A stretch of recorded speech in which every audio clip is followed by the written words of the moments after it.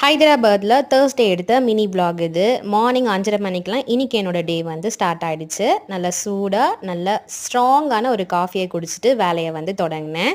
மார்னிங்க்கும் ஆஃப்டர்நூனுக்கும் சேர்த்தே வந்து நல்ல உருளைக்கிழங்கு, கேரட்டு, பச்சை பட்டாணி இது எல்லாமே சேர்த்து நல்ல வெஜிடேபிள் ரைஸ் மாதிரி தான் வந்து ப்ரிப்பேர் பண்ணியிருந்தேன். பிரியாணி ஸ்மெல் வந்து அப்படியே இருந்த மாதிரி இருந்துச்சு.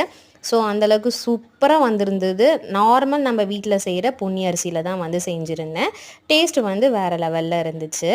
அப்புறம் வீட்டுக்கு தேவையான கொஞ்சம் மளிகை பொருள் எல்லாமே வந்து ரீஃபில் பண்ணுற வேலை இருந்துச்சு. ஸோ அதெல்லாமே ரீஃபில் பண்ணி பாக்ஸில் வந்து போட்டு வச்சுட்டேன்.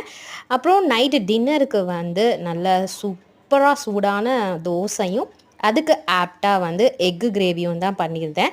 ஊருக்கு போயிட்டு வந்ததுக்கப்புறமா எக் கிரேவி பண்ணி ரொம்ப நாள் ஆச்சுன்னு சொல்லி எக் கிரேவி பண்ணியிருந்தேன்.